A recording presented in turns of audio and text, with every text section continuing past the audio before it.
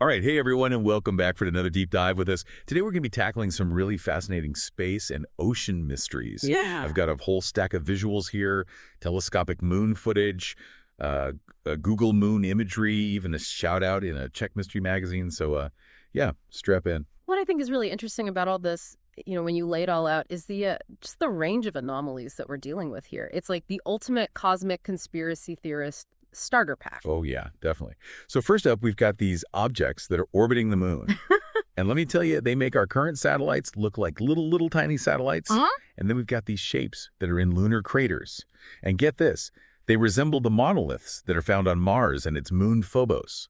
Or are we Okay. talking about ancient monuments, Yeah. relics of some kind of lost lunar civilization? It's pretty wild stuff. What I think is really interesting is when you look at those images and you see like a triangle in the shadow of a crater.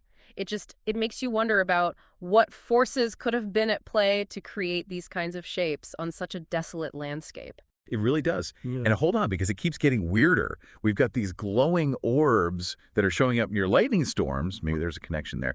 And then even more orbs, this time in formation over Long Island. And these join a global chorus of sightings that range from the Bronx all the way to Pennsylvania. That's something that really sticks out to me, too, is that this is a global phenomenon. We're not just talking about, a handful of isolated incidents here. People are seeing these orbs all over the world. And it's really interesting that you mention those lightning storms, because a lot of the reports mention these orbs appearing in conjunction with some pretty unusual weather patterns. There was a study that came out of the Institute of Atmospheric Physics, and they found a statistically significant correlation between sightings of these orbs and sudden isolated lightning storms. It's almost like they're attracted to or even creating these electromagnetic disturbances. What do you make of that? That's crazy. But, okay, here's where things get really interesting. We've got metallic orbs that were actually captured in NASA SDS mission images. I mean, it's like the mystery isn't just limited to the Earth's atmosphere anymore. It's true. And what's really compelling is the fact that these orbs were captured on multiple images from different angles, clearly moving. So you can't really write it off as just a camera glitch or space debris. We're talking about structured objects, potentially even intelligently controlled, at least according to some of the experts. All right, so everyone hold on to your tinfoil hats, because now we've got the U.S. Air Force launching a couple of secret surveillance satellites. Are they watching for threats, or are they looking for something a little bit more, let's say, unexplained? I mean, some folks are even pointing to the legendary Black Knight satellite. It's interesting that you bring up those satellite launches because the timing is really quite fascinating. It seems like they coincide with this huge surge in reports of unexplained aerial and space phenomena. And of course, the fact that these satellite launches are shrouded in so much secrecy that just fuels all kinds of speculation. There was an article that I read in Space and Security Review, and they suggested that the government is preparing for something that they're just not ready to disclose to the public yet. Right, so that brings us to the ocean, which is always a good source of mysteries. And when we've got these unidentified submerged objects, maybe even underwater bases, are the oceans hiding a lot more than we know? That's a great question, and it brings up a really important point. Why are we so focused on looking outwards for extraterrestrial life when our own planet has these vast unexplored depths right here? I was talking to a marine biologist recently, and he pointed out that we know more about the surface of the moon than we do about the ocean floor. It's true. And don't forget about the supernova ash that they found in Earth's fossils. Could that be like the cosmic smoking gun behind an ancient extinction event? Oh, yeah, that was a huge discovery. Finding iron-60 in those fossils, which was detailed in a Nature article last year, that's really groundbreaking stuff because it provides tangible evidence that a supernova, an event that happened light years away, could have directly impacted life on Earth. All right, so we've got mysterious objects in space, we've got strange lights in the sky, we've got secret government missions, and unexplained phenomena in our oceans. Where do we even begin to unpack all of this? Well, I think instead of getting overwhelmed by all of it, we should just try to break these mysteries down one by one. So let's start with those objects that are zipping around the moon. You mentioned they seem way bigger than our current orbiters, right? Oh yeah, those things are huge. Are we talking about some kind of advanced alien tech? Warp drives? Anti-gravity? Well, we can't really rule anything out at this point. The footage is pretty compelling. And until we have a more concrete explanation of that, the possibility of advanced non-human technology, I think that has to remain on the table. There was a physicist from Caltech who published a paper analyzing the speed and trajectory of these objects. And it suggests that they're defying our current understanding of physics. What do you think about that? I mean, it's pretty mind-blowing. What about those monolith-like structures that we see in the craters? Could those just be natural formations? Well, it's unlikely, especially when you consider the precision and their placement within those craters. There was a study done by the Lunar Planetary Institute, and they analyzed the shadows that are cast by these structures, and they concluded that their shape and positioning is highly improbable to have occurred naturally. So are we talking about alien construction crews on the moon? Ancient lunar civilizations? It's a possibility, but I think it's important to remember that we're dealing with a lot of unknowns here, and it's really easy to jump to conclusions. Right, of course. Okay, so let's move on to those glowing orbs that appear near those lightning storms. What's the connection there? Are they feeding off of the electrical energy? Well, that is one hypothesis. There's a really fascinating study that came out of MIT, and they suggested that these orbs could be a form of plasma that's created by the interaction of lightning with the atmosphere. They theorize that the orbs are essentially pockets of highly charged particles that are attracted to the electromagnetic fields that are generated by lightning storms. Plasma, huh? That's really interesting. Okay, and then we've got the U.S. Air Force launching those secret surveillance satellites. Is it just a coincidence? I mean, the timing of those satellite launches is pretty curious, isn't it? Especially when you consider all of the surge and unexplained phenomena that we've been talking about. Remember those mission patches with the black knight imagery? Oh, yeah, that was weird. So is the Air Force acknowledging the existence of something that's truly out there? I mean, like maybe the Black Knight satellite, Oh. the one that's supposedly been orbiting Earth for like centuries? Well, the Black Knight satellite is a pretty captivating legend. I mean, there were reports of this unidentified object that was orbiting Earth decades before we even launched our first satellites. Some people think that it's an ancient alien artifact, but there's really no scientific evidence to support that. What do you find most intriguing about the whole Black Knight story? I think, honestly, it's just the mystery surrounding it. It's like a real-life Yeah.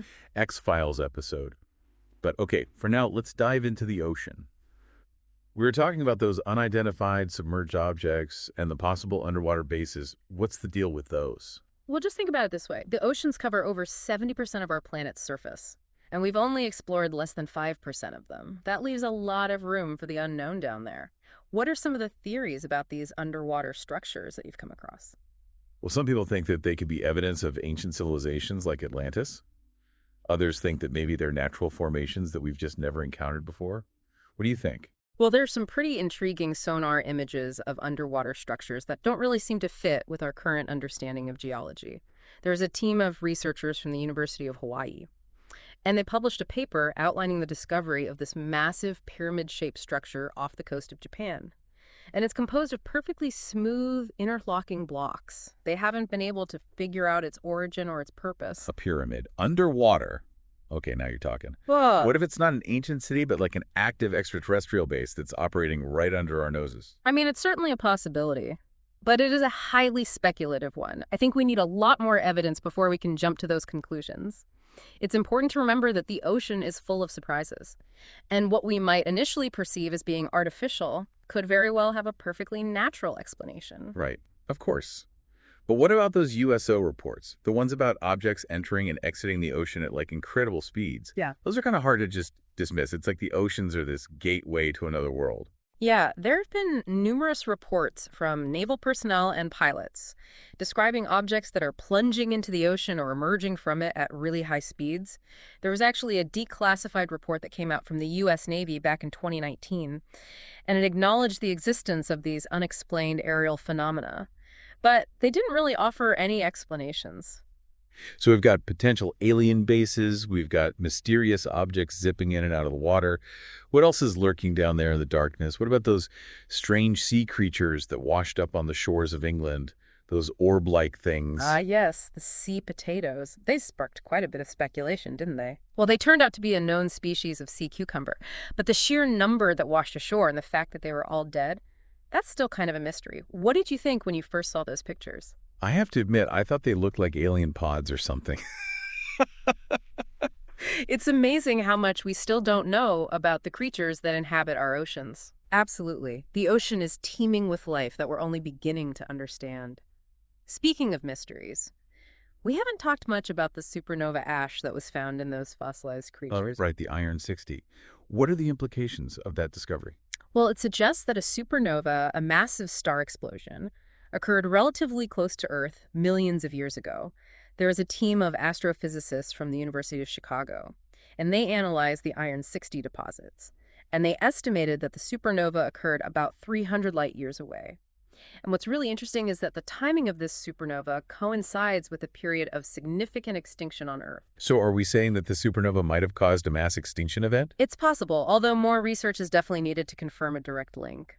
But it is fascinating to consider that events happening light years away can have such a profound impact on our planet. It's a reminder that we're part of a much larger interconnected universe, and that we're vulnerable to forces beyond our control. Exactly. We often think of ourselves as being isolated here on Earth, but the reality is that we're constantly being bombarded by cosmic particles and radiation. So we've covered a lot of ground, from space to the ocean depths. We've talked about mysterious objects, strange lights, secret government missions, and even cosmic events that could have shaped the history of life on Earth. Where do we even begin to make sense of all of this? Well, I think the key is to keep an open mind, to be willing to challenge our assumptions and to embrace the unknown. It's like we're peeling back the layers of reality and discovering a universe that's far more complex and mysterious than we ever imagined. But before we go any deeper, let's just take a quick recap of what we've discussed so far.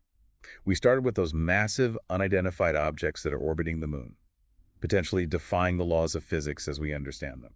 Then we explored those intriguing monolith-like structures that are found in those lunar craters, which some believe could be evidence of an ancient advanced civilization. We talked about the global phenomenon of those glowing orbs, often appearing near lightning storms, with some theories suggesting they could be a form of plasma or even interdimensional beings. We delved into the mysteries of the ocean, from unexplained underwater structures to reports of unidentified submerged objects that are moving at incredible speeds. And we touched on the discovery of supernova ash in Earth's fossils, suggesting a potential link between a cosmic event and a mass extinction on our planet. So are all these things connected? Are we dealing with a single phenomenon, or are we witnessing multiple unexplained events that are happening simultaneously? That's the question that keeps swirling in my mind. What do you think? Well, it's certainly possible that there's a connection, although we need more evidence to draw any definitive conclusions. But the fact that we're seeing these seemingly disparate phenomena occurring at the same time is at the very least highly suggestive. It's like we're standing on the edge of a vast, unexplored territory, with glimpses of something truly extraordinary just beyond our reach. And that, I think, is the most exciting part of this journey. The unknown is what drives us to explore, to question, and to push the boundaries of our understanding. So where do we go from here? What's the next step in unraveling these mysteries? Okay, so welcome back to the deep dive, everyone. We've covered a lot of ground here, from the moon to the ocean depths, exploring these mysterious orbs and these ancient structures, and even touching on the possibility of, interdimensional beings. So now for the big question. What does it all mean? You're really hitting on the core of it there, aren't you? We can get lost in all these details of these fascinating anomalies, but the real intrigue lies in their implications, I think. Yeah, exactly. Like if those orbs are alien probes, as some people suggest, what does that say about, our place in the universe? I mean, it's a little bit humbling to think that we might just be one civilization among countless others, wouldn't you say? Absolutely. What's fascinating to me is the shift in perspective that it demands. We're so used to thinking of ourselves as the dominant species on this planet, but these phenomena suggest a vastness, a complexity that we're only just beginning to grasp. Yeah, it's almost like we're waking up to this realization that we're not the center of the universe, that there might be forces at play that are far beyond our comprehension. But what if it's not aliens, though? What if those orbs are interdimensional beings, as some of the theories propose? Does that mean that there are other realities that are coexisting with our own? Yeah, that's where things get really mind-bending. The concept of multiple dimensions really challenges our very notion of what is real. What we perceive as solid as our everyday reality might just be one layer of a much grander, multi-layered existence. So it's like we're living in a cosmic layer cake, with these orbs popping in and out like sprinkles. I'm trying to wrap my head around that one. Okay, so if these orbs are interdimensional beings, are they just observing us, or could we potentially interact with them?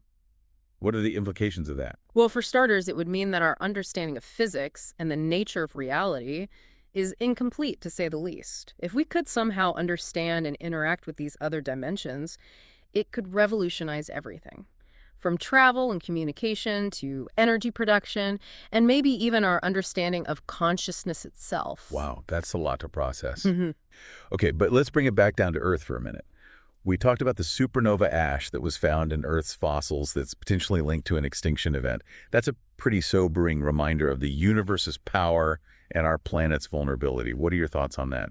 Yeah, it certainly puts things into perspective. It reminds us that we're part of a dynamic, ever-changing cosmos, and that events happening light years away can have a really profound impact right here on Earth. So we've got potential alien or interdimensional visitors, we've got ancient structures, we've got cosmic events that are shaping our history. Where does this leave us? What's the takeaway for our listeners? Well, I think the key takeaway is curiosity. Curiosity is our most valuable tool. These mysteries invite us to question, to explore, to push the boundaries of what we think we know. That's right. Don't just accept what you're told. Dig deeper. Do your own research. Maybe even contribute to unraveling some of these puzzles. Who knows? Maybe one of our listeners will be the one to crack the orb code or discover a hidden underwater city. Absolutely. And remember, the search for answers often leads to more questions. That's the beauty of science and exploration. It's the continuous pursuit of knowledge and understanding. So what should our listeners do with all this mind-bending information? Should they start building bunkers, stockpiling supplies, contacting their local ufologists? I wouldn't recommend any of that. I think the best thing to do is to stay informed, to keep an open mind, and to engage in thoughtful discussion about these topics. Share what you've learned, debate the possibilities, and never stop questioning. Well said. Okay, deep divers, it's time to surface from this incredible journey. But before we go, we want to leave you with one final thought-provoking question. If the vastness of the oceans holds so much mystery, and we're just beginning to uncover the secrets that are hidden within them, is it possible that the search for extraterrestrial life should be focused inward, towards the depths of our own planet, rather than outward towards the stars? Until next time, keep exploring, keep questioning, and never stop looking for the truth wherever it may lead.